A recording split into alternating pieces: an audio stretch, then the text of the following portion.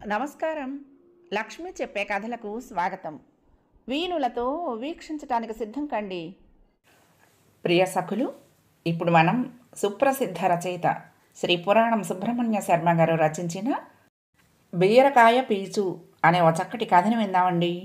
ఈ కథ 1985 యువ దీపావళి ప్రత్యేక సంచికలో ప్రచురింపబడింది. ఇక కథ మొదలు పెట్టిస్తున్నానండి. తెలివైన కుర్రవాళ్ళని చూస్తే సంతోషంగా ఉంటుంది, కానీ మనం ఆ వయసులో అలా ఉన్నామా అనే ఆలోచన వచ్చి అబ్బే అనిపిస్తుంది. ఇప్పటి కుర్రాళ్ళకి మన చిన్నతనాలకి ఏమీ పోలికలు లేవు. చూస్తూ ఉంటే ఈ ప్రపంచం మన కళ్ళ ముందే ఎలా మారిపోయింది అని ఆశ్చర్యంగా ఉంటుంది. టీ తెచ్చి బల్ల మీద పెట్టి న్యూస్ పేపర్లను మ్యాగజైన్లను అటు ఇటు జరిపి వెళ్ళిపోయింది మా ఆవిడ. నాకు ఆలోచించడం ఎలాగో మా ఆవిడకి సర్దుడు అలాగా. రోజంతా చిమ్మెటలా సర్దుతూ ఉంటుంది, ఏమిటేమిటో ఆలోచించటం అంటే ఇందులో ఈ ప్రపంచంలో ఉంటూ దేనికి చెందకుండా అంటి ముట్టనట్లు ఉండటం. ఇది ఓ రకం ఓల్డేజ్ చిహ్నమే, ప్రస్తుతాన్ని నుంచి పలాయనమే. బోరెత్తిస్తున్నానేమో కాదు. ఇదిగో సరిగ్గా ఇలా రాతి బెంచి మీద కూర్చుందామని లేవబోతూ ఉండగా మోటార్ సైకిల్ చప్పుడు వినిపించింది. ఓ కుర్రాడు ఎర్రగా చాకులా ఉన్నాడు. వాడికంటే వాడి చిరునవ్వు ముందు లోపలికి వచ్చినట్లుగా ఉంది. వెనక వీధిలోని వెంకటేశ్వర స్వామి గుళ్ళోకి వెళ్ళి 5 కొబ్బరికాయలు కొట్టి ప్రసాదంగా ఓ చెక్క మా ఇంట్లో ఇవ్వటానికి వచ్చాడు. మా ఇంట్లో వాళ్ళ అక్కుంది. అంటే ఆ చిరునవ్వులు చిందిస్తున్న కుర్రాడి పెద్ద నాన్న కూతురే మా కోడలు. ఈ అమ్మాయి చిన్నప్పుడు ఆ కుర్రాడికి లెక్కలు ఫిజిక్స్ చెప్పిందిట. నేను కొబ్బరి ముక్కలు నవ్వులుతున్నాను, అక్క తమ్ముడు మాట్లాడేసుకుంటున్నారు. గుళ్ళోకి వెళ్ళిన కుర్రాడు కుంకుమతో నిలువు బొట్టు పెట్టాడు. తమ్ముడు సిగరెట్లు కాల్చడని చెప్పింది అక్క. అదంత గొప్ప విషయం కాదులే అనుకున్నా. సిగరెట్లు కాల్చని కుర్రాళ్ళు చాలా మంచివాళ్ళు అనుకోవటానికి నా మనసు ఎందుకో అంగీకరించడం లేదు. మా కోడలు చెప్పింది, ఇన్స్టాల్మెంట్ల మీద నెలకి 200 కడితే లాటరీ తీస్తారట నెల నెల. ఎవరికి లాటరీ వస్తే వారికి లోనా కానీ టీవీఎస్ కానీ ఇచ్చేస్తారట. ఇక మళ్ళీ వాళ్ళు ఏమీ కట్టనక్కర్లేదుట. వాళ్ళ తమ్ముడికి మొదటి నెల మొదటి 200 కట్టగానే లాటరీలో మోటార్ సైకిల్ వచ్చేసిందిట. హా అని లేచి వెళ్ళి కొత్త బండిని ఓ చుట్టి గుర్రాన్ని నిమిరినట్లు దాన్ని నిమిరి, భలే ఛాన్స్, లక్కీ ఫెలవై నువ్వు అని అతన్ని వీపు నిమరకుండా నిమిరినంత పనిచేసి వాడి అదృష్టం గురించి అసూయపడసాగాను. అసూయ పడటంలో మన దురదృష్టం గురించి మనకు ఓదార్పు లాభిస్తుందనుకుంటాను. ఇలాంటి వాటిల్లో చూస్తూ నెల 200 కట్టాలంటే కుర్రాడు కనుక తెగించాడు, కానీ మనకైతే అదంతా దండగానే అనిపిస్తుంది. లాటరీలో లాభాలు మనకు రావని రూఢీగా నిశ్చయం చేసుకున్నవాడిని. 2-3 సార్లు లాటరీ టికెట్లు కొన్నాను, ఏమీ రాలేదు. కానీ ఇలా ఇన్స్టాల్మెంట్ కట్టగానే మోటార్ సైకిల్ ఛాన్స్ కొట్టేసిన కుర్రాడిని చూడగానే నేను మరింత ముసలివాడిని అయినట్లు, 6 నిలువుల ఆఘాతంలోకి పడిపోయినట్లు ఫీల్ అయ్యాను. మా కోడలు వాడి అదృష్టం గురించి మురిసిపోతూ చెప్పుకుపోతుంది. రోజు గుళ్ళోకి వెళ్తాట. వాళ్ళింట్లోనే దైవభక్తి చాలా హెచ్చుట. జిల్లెళ్ల మూడి అమ్మ భక్తులట. వాళ్ళింట్లో పూజలు భజనలు హోరుగా చేస్తారట. మరి లాటరీలు లక్కీ ఛాన్సులు వాళ్ళకి కాక మనకు వస్తాయా? ఎవరైనా కొబ్బరి చెక్కలిస్తే కొట్టుకు తినే వాళ్ళకి వస్తాయా? రావుగాక రావు. ఇంతకీ కుర్రాడి పేరేమిటమ్మా అడిగాను. ధనుంజయ్ అండి. ఏం చదివాడు? బిఎస్సి. ఇప్పుడేం చేస్తున్నాడో? రైల్వే ఎలక్ట్రిఫికేషన్లో ఏదో అప్రెంటిస్ ఇన్స్పెక్టర్ అట. ఫస్ట్ క్లాస్ పాసు అది వస్తుంది అంది. మంచి కెరీరే. ఎవరైనా ఎగరేసుకుపోవడానికి మంచి పెళ్ళికొడుకే మీ తమ్ముడు అన్నాను. అబ్బా, వాడికి సంబంధాల మీద సంబంధాలు వచ్చేస్తున్నాయండోయ్ అంది మా కోడలు, చేత్తో ఎన్నో సంబంధాలు వస్తున్నట్లు అభినయం చేస్తూ. తమ్ముడు ఇంటెలిజెంట్ అయినందుకు, లక్కీ ఫెలో అయినందుకు మా కోడలి మొహం మెరిసిపోతుంది. వాళ్ళ బాబయ్యలు పిన్నులు కిత్తు కిన్ను అంతా ఈ ఊళ్ళోనే గనక చూసొస్తానని ఓ 2 రోజులు వాళ్ళ ఇంటికి వెళ్ళింది మా కోడలు. అక్కడ దుర్యోధనుడి బలగంలాగా ఎంతమంది ఉన్నారు వాళ్ళు.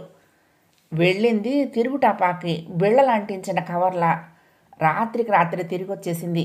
ముఖమంతా ఏడ్చింది కాబోలు, ఎర్రగా ఉంది. దక్షయజ్ఞం లాంటిది ఏమన్నా జరిగిందేమోనని అనుమానించా. మా ఆవిడతో చెప్పింది, ఆవిడ నాకు చెప్పింది. కట్టుకున్న 1000 రూపాయల పట్టుచీర మీద వాళ్ళ పిన్నిగారి మనవరాలు ఎత్తుకోగానే పాడు చేసిందిట. అది ఒక్కటే కాస్త ఎక్కడికైనా వెళ్ళినప్పుడు కట్టుకునేందుకు పనికొచ్చే పట్టు చీరట. దానికి ఆడవడం ఎందుకు, కళ్ళు ఆచిపోయేలా, మొహం ఉబ్బిపోయేలా అన్నాను. అందుకు కాదండి, పర్సు ఎక్కడో పెట్టిందిట. ఇలా కబుర్లు చెప్తూ ఉండగా అందులో పెట్టుకున్న ముత్యాల దండ మాయమైపోయిందిట అంది. అయ్యో పాపం, ఎంత ఉంటుంది అన్నాను. ముత్యాలు 1200, చుట్టించడానికి 1000 దాకా అయిందిట. మరి మెడలో వేసుకుంటే శుభ్రంగా ఉండునుగా, పర్సులో ఎందుకు పెట్టింది? దానికో లాకెట్ ఉండేదిట. దాని లింక్ విరిగిపోతే షాప్కి వెళ్ళి చేయించుకుందామని బ్యాగులో పెట్టుకుంది పాపం అంది మా ఆవిడ. వెతికారా? వెతికారు, కానీ ఎక్కడని వెతుకుతారు? ఇంటి దొంగని ఈశ్వరుడైనా పట్టలేడని అంది. వాళ్ళ ఇంట్లో వాళ్లే ఎవరో తీసేసి ఉంటారంటావు అన్నాను. ఖచ్చితంగా అంతే అయి ఉంటుంది. మరైతే ఇక్కడికి వచ్చి ఆడవటం దేనికి? గొలుసు పోతే ఏ ఆడపిల్లకైనా అలాగే ఉంటుందండి, ఓ 2 రోజుల దాకాను అంది మా ఆవిడ. పోయింది మనది కాదు, ఉన్నదే మనది. ఇంటి ఆడబొడుచు గొలుసుపోయి కంటతడి పెడుతూ ఉంటే వాళ్ళు చూస్తూ ఊరుకున్నారా అన్నాను. ప్రశ్నలు వేయించాక అంజనం వేస్తే అందులో దొంగ ఎవరో తెలిసిపోతుంది అన్నారు. బాగుంది. 10 మంది ఉన్న చోటుకి ఇలాంటి వేళ వెళ్ళేటప్పుడు మన జాగ్రత్తలో మనం ఉండాలి అన్నాను. తర్వాత కబుర్లు అదృష్టం లేని వాళ్ళ కబుర్లు. ఎవరెవరికి ఎప్పుడెప్పుడు పరుసులు, ఉంగరాలు, కాలిపట్టాలు, వెండి గిన్నెలు, చేతి మురుగులు ఎలా పోయాయో మా ఆవిడ చెప్పడం మొదలుపెట్టింది. నగలయ్యాక చెప్పులు పోవటం, బెడ్డింగులు ఆటోల్లో మర్చిపోవటం, దండెం మీద చీరలు, తువ్వాళ్ళు పోవటం, పెన్నులు పారేయటం. ఇలా పోవటాలు పారేయటాల గురించి టాపిక్కులు ప్రవాహంలో వెళ్తున్నాయి. అన్లక్కీ ఫర్సమ్ అని మనకన్నీ ఇట్లాంటివి జరుగుతాయని సరిపెట్టుకున్నా. ఆ రాత్రి మా కోడలు భోంచేయలేదు. చిన్నపిల్ల గొలుసు పారేసుకుని అభోజ్యంగా పడుకుంటే మేము మటుకు ఎలా తినగలము? కంచెడు కొంచెడు అన్నాలు. అయినా ఏదో కొంచెం లాగించేసావు నిద్రలు పట్టమని. పొద్దున్నే మా కోడలు అప్పగారు వచ్చింది. పరామర్శకు అనుకున్న ఆవిడ మొహం కూడా ఉదయ కమలంలా ఎర్రగా ఉబ్బింది. చెల్లెల్ని కావలించుకుని వెక్కి వెక్కి ఏడ్చింది. పిచ్చి పిల్లలారా, పోతే పోయింది, దానికోసం అట్ట మనసు పాడు చేసుకోవద్దు. ఇక ముందు కాస్త జాగ్రత్తగా ఉండండి అని హెచ్చరించా. మా ఆవిడ, మీరు ఊరుకోండి, మీకేమీ తెలియదు అని అసలు విషయం బయటికి లాగింది. మా కోడలేమో గిరిజ, ఆ అమ్మాయి అక్క పేరు వనజ. వనజ నూతి దగ్గర మొహం సబ్బుతో తోముకుంటూ ఉంగరం తీసి నూతి పళ్ళెం వాంచి మీద పొందిగ్గా పెట్టి మర్చిపోయి లోపలికి వెళ్ళి తువ్వాలతో ముఖం తుడుచుకుని వచ్చి చూసేసరికి మటుమాయం. ఆ ఉంగరం పారేసిందని వాళ్ళ ఆయనకు తెలిస్తే నానా మాటలు అంటట. మళ్ళీ చస్తే ఎక్కడికి పంపడుట. ఇది కథ. ఆ ఉంగరం ఎన్ని చిన్నాలు పట్టింది, దానికి రాయి ఎక్కడ ఎప్పుడు ఎంతకు కొన్నది, ఆ ఉంగరం ఎన్నిసార్లు చేయి జారి మళ్ళీ దొరికింది, అది వచ్చాక జరిగిన మంచి అన్నీ అక్క చెల్లెలిద్దరూ ఏకరువు పెట్టుకుని చింతిస్తున్నారు. అన్ని వస్తువుల్లోనూ దుఃఖం దాక్కుని ఉంటుందని ఈ పిల్లలకు తెలియదు. సుఖాలనుకున్న వాటి చివర్లో ఉండేవన్నీ దుఃఖాలే కదా. దుఃఖాలను మర్చిపోవటానికి చక్కగా గుళ్ళోకి వెళ్ళండి అని సలహా ఇచ్చా. ఏ కళనున్నారో ఏమనుకున్నారో వాళ్ళిద్దరూ, మా అబ్బాయి మా అమ్మాయి అంతా ఎంటర్ ది డ్రాగన్ సినిమాకి వెళ్ళారు నవరంగులో. వస్తూ వస్తూ మనోరమలో భోజనాలు చేశారు తాపోపశమనార్థం. ఇప్పటి పిల్లలే వేరు. విచారంగా ఉంటే సినిమాకి, హోటల్స్కి వెళ్తారు. మా చిన్నతనంలో ఓ పరీక్ష ఫెయిల్ అయినా, ఏదైనా పోయినా, దొరికితే మాచవరం ఆంజనేయ స్వామికి కొబ్బరికాయ కొడతామని మొక్కుకునేవాళ్ళం.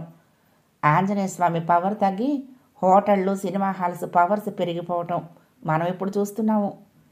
మా కోడలు విశాఖపట్నంకి వెళ్ళిపోయింది. ఒక చుట్టం వెళ్ళిపోగానే వాళ్లతో ఉండే లింకులన్నీ తెగిపోవు, కానీ సంబంధాలు ఆగిపోతాయి. ఎక్కడైనా ఏ రోడ్డు మీదైనా కనిపిస్తే వాళ్ళు ఎలా ఉన్నారు, వీళ్ళు ఎలా ఉన్నారు అని పలకరించుకోవటానికే సరిపోతుంది. మా ఇంటికి రండి అంటూ మా ఇంటికి రండి అని పిలుచుకోవటాలే కానీ ఎవరు ఎవరింటికి వెళ్ళరు. ముఖ్యమైన లింకులు లేకపోతే బంధుత్వాలు నటన కింద మారే ప్రమాదం ఉంది. మా కోడలు పుట్టింటి వారంతా ఓ వీధి వీధంతా వ్యాపించి ఉన్నారు. అంతా బీరకాయ పీచే. నా స్నేహితుడు ఒక ఆయన ఒక మారవాడి కంపెనీకి తలకాయ స్థానంలో ఉన్నాడు. ఆయనకు బీరకాయలంటే ఇష్టం. ఎక్కడైనా కూర్చుని కాస్త బీరు చప్పరిస్తున్నప్పుడు ఏదైనా కాలు నొప్పో, కడుపు నొప్పో రోగ ప్రస్తావన వస్తే దానికి ఠక్కున హోమియోపతి మందు చెప్తాడు. అక్కడే ఆ బారులోని చీటీ మీదే మందు పేరు రాసి తెప్పించి వాడికి ఎలా ఉందో తనకు మళ్ళీ ఫోన్ చేసి చెప్పమంటాడు. వాళ్ళ ఆఫీసులో అంతా అరవవాళ్లే. వాళ్ళకి ఆయన మీద గుర్రు. ఈయనకు బాబాగారు ఉన్నారు వెనక. ఆయనకు పూజలు, ఇంట్లో భజనలు. వాళ్ళిల్లు ఆధ్యాత్మిక హడావుడితో మరొక ప్రపంచంలా ఉంటుంది. ఆయనకు ముగ్గురు ఆడపిల్లలే. తెల్లగా ఎర్ర తాళలా ఉంటారు. అందులో పెద్ద పిల్లకు ఓ సంబంధం కుదిరిందని నా స్నేహితుడు చాలా ఆనందంగా చెప్పాడు. కూతురికి సంబంధం కుదిరితే ఏ తండ్రికి గాలిలో తేలిపోతున్నట్లు ఉండదు. బెర్నార్డ్ షా చెప్పినట్లు తండ్రి అందము, తల్లి తెలివితేటలు వచ్చాయి. ఆ పిల్లల్ని చూసిన వాళ్ళకి ఎవరికైనా అలాగే అనిపిస్తుంది. మా స్నేహితుడి గారు చికాగ్గా ఉన్నప్పుడు ఆఫీసులో అరవ అధికారులు పితలాటకాలు పెట్టినప్పుడు 1-2 బీరకాయలు పట్టిస్తే ఏమి కానీ ఆయన శుభ్రమైన ఇంగ్లీష్ రాస్తాడు. పైగా హనుమదోపాసకుడు. హనుమంతుడి దయ ఉండాలి కానీ పిల్లలకు పెళ్ళిళ్ళు ఎందుకు కావు? నా స్నేహితుడి పేరు స్వామి అంటారు. స్వామి పుత్రికా వివాహ మహోత్సవ పరవశుడై బీరు సేవిస్తూ తన కాబోయే అల్లుడు పెళ్లి కూతురి కోసం అప్పుడే కొంత బంగారం జాగ్రత్త చేసి ఇలా కాపురానికి రావటమేనట, అలా కోరిన నగలు చేయించడానికి సిద్ధంగా ఉన్నాడని మామగారు స్వామి విశేషంగా ఆనందిస్తూ చెప్పారు. అట్లాంటి జాగ్రత్త పరుడు, ప్రయోజకుడైన అల్లుడు దొరకటం అంతా హనుమంతుడి దయ అని నేను ఒప్పుకుంటాను. ఎవరో ఆ పిల్లాడు అని అడిగాను. ఫలానా ఫలానా వీధిలో ఉంటాడు, ఫలానా వాళ్ళు అని చెప్పాడు. పేరు అడిగాను. ధనుంజయ అని చెప్పాడు. అబ్బా, ఆ కుర్రాడా? ఆ కుర్రాడు చాలా లక్కీ ఫెలో. అల్లుడు అడుగుపెట్టిన వేళ విశేషం. నీకు ప్రమోషను, కన్ఫర్మేషన్ ఖాయం. నీ విరోధులకు ట్రాన్స్ఫరు, ఇంక్రిమెంట్లు బంద్ అయిపోతాయి అని ఆశీర్వదించాను. కొన్నాళ్ళకి పెళ్ళయింది. వధూవరుల్ని ఆశీర్వదించడానికి మేమంతా వెళ్ళాము. తెల్లారగట్ల ముహూర్తం. రాత్రి భోజనాలు అయ్యాక పెళ్ళయ్యేదాకా పేకాట వేశారు మగపెళ్లివారు. కంది పొడుము, ఆవకాయ కూడా వడ్డించారు మిగతా అన్నిటితో పాటు. పెరుగు మంచి చిక్కగా ఉంది. ఇలా పెళ్ళయిందో లేదో మగపెళ్లి వారి చుట్టాలు విడుదలకు వెళ్ళి పక్క తీసేశారు. తెల్లారాక ప్రతి వాళ్ళవి ఏదో ఒక ఖరీదైన వస్తువు పోయింది. రిస్టు వాచీలు, జేబులో నోట్లు, ఉంగరాలు, చిన్న చిన్న ట్రాన్సిస్టర్లు మాయమయ్యాయి. మా స్వామికి అభిమానం ఎక్కువ. అతనికి గుర్ర పందాల్లో వేలకు వేలు వస్తూ పోతూ ఉంటాయి. అశ్వాగ్నం బాగా తెలిసినవాడు. ఆ పోయిన వస్తువులు తనిస్తానన్నాడు. అరే, ఆడపిల్ల పెళ్లి చేసి అలసిపోయి ఉన్నారు, మీకెందుకు ఈ దండగా అని వద్దు వద్దన్నారు. పెళ్ళిళ్లలో చేవాటితనం ఉన్నవాళ్ళు ఉంటారు, కాస్త జాగ్రత్తగా ఉండాల్సింది అనుకున్నారు. మా కోడలు ధనుంజయ పెళ్లికి వచ్చింది కానీ మునుపుటంతగా పూసుకు తిరగలేదు. అక్కగారని వరుసకు చీర రవిగా పెట్టారు. ఆడపడుచు మర్యాదలు కొన్ని చేశారు. ఈ అమ్మాయి చాలా అల్ప సంతోషి, కానీ ముభావంగా దిగులుగా ఉంది. సత్యనారాయణ వ్రతానికి రమ్మన్నారు. వెళ్ళొచ్చింది, కానీ ఎందుకో కళ్ళు ఉబ్బి ఉన్నాయి. మళ్ళీ ఏమొచ్చింది అనుకున్నాను. తల్లి లేదు, అక్కడికి వెళ్ళింది కదా, తల్లి గుర్తుకొచ్చి బాధపడుతుందేమో అనుకున్నా. సత్యనారాయణ వ్రతానికి నన్ను కూడా రమ్మన్నారు. నేను నవ్వేసి ఊరుకున్నా, వెళ్ళలేదు. ఆడవాళ్ళ వెనక తోకలా వెళ్ళటం నాకు ఇష్టం లేదు. అసలు వాళ్ళ కబుర్లు, వాళ్ళ ప్రపంచం అంటేనే నాకు పడదు. ఏదైనా పుస్తకం పుచ్చుకొని ఓ మూల కూర్చొని చదువుకోవటం నాకు ఇష్టం. సంజయ్ రాయబారంలోలా మా ఆవిడ అప్పుడప్పుడు వచ్చి ఆ మాటలు ఈ మాటలు చెవిని వేసి తను వెళ్ళిపోతూ ఉంటుంది. మా కోడలి మేనత్తగారు ఒక ఆవిడ ఉందిట. ఆవిడ దగ్గర 25-30 కాసుల బంగారం ఉందిట పెట్టెలో. దాన్ని ఏ పెట్టెలోనో దాచుకోకపోతే బ్యాంకుల్లో దాచుకోకూడదా అని అంటే ఆవిడ ఏమీ మాట్లాడేది కాదుట. ఆవిడకి సంతానం లేదు. మొగుడు పోయి చాలా కాలం అయింది. పుట్టింటికి వచ్చేసింది. అందరూ తమ్ముళ్లే. చివరికి ఎవరింట్లోనూ ఉండనియరు మరదళ్ళు. తమ్ముళ్లకు మరదళ్ళు కొంగు బంగారాలు. అనగా తెల్లగా మెరవటం మర్చిపోయిన పాత పెయింటింగుల నుంచి నడిచి వస్తున్న మనిషిలా ఉంటుంది. అవన్నీ ఒకప్పుడు తను మసలిన చోట్లే. ఆ స్తంభాలను పట్టుకుని చిన్నప్పుడు తిరుగుతూ ఆడుకున్నారు. పుట్టింటి గుర్తులు ఎలా మాసిపోతాయి? ఆ ఉమ్మడి సావిట్లో ఓ మూల వండుకు తిని పడుకునేది. అభవం శుభం ఎరగని పిల్లలు ఆవిడతో ఆడుకునేవారు. ఆ ఇల్లు ఆవిడ వదలలేదు. అది స్వర్గ పాతాళాలకు లంకెలా ఉండేది. స్వయాన మేనత్తైనా ఆవిడని ఎవరింట్లోనూ పడుకొనిచ్చేవారు కాదు, కీడెంచి మేలెంచమని. ఒకవేళ పోతే ఆ తర్వాతవన్నీ తలకు చుట్టుకుంటాయి. ఆవిడ దగ్గర బంగారం ఉంది, అది ఎవరికిస్తే వాళ్లే కళ్ళకు అద్దుకుని చేస్తారు అని లోకం అంటుంది. ఈ ప్రపంచంలో ముసలి మేనత్తలు, పెద్దవాళ్ళు వాళ్ళని ఆదరించి అభిమానించి ఒక్కో పూట విస్తరేసి అన్నం పెట్టేవాళ్ళు కరువయ్యాక ఇక లోకం గురించి వాళ్ళకి ఎటువంటి కోపం ఉంటుంది? చేతగాని కోపం పెట్టుకుని ఏం ప్రయోజనం? ఆవిడ బంగారం పోయిందిట. మా ఆవిడ దవడలు నొక్కుంటూ చెప్పింది ఆ విషయం. అయ్యో అన్నారే కానీ వాళ్ళెవ్వరూ పట్టించుకోలేదుట. ఎవరికో ఇచ్చి దొంగ నాటకం ఆడుతోందని అన్నారట కూడా. ముసలమ్మ గారి పెట్లో బట్టల మడతల్లో దాచుకున్న 25-30 కాసుల నగలు మొత్తం పోయాయిట.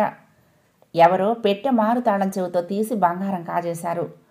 ఆవిడ పాపం పెట్టె ముందు కూర్చొని రోజల్లా తిండి తిప్పలు లేకుండా ఏడుస్తూనే ఉంది. పసుపు ఎప్పుడో పోయింది, బంగారం ఇప్పుడు పోయింది అని గోల పెట్టిందిట. మా కోడలు మేనత్తను తనతో రమ్మని, తన దగ్గర ఉండమని, తను చూస్తానని బతిమాలిందిట.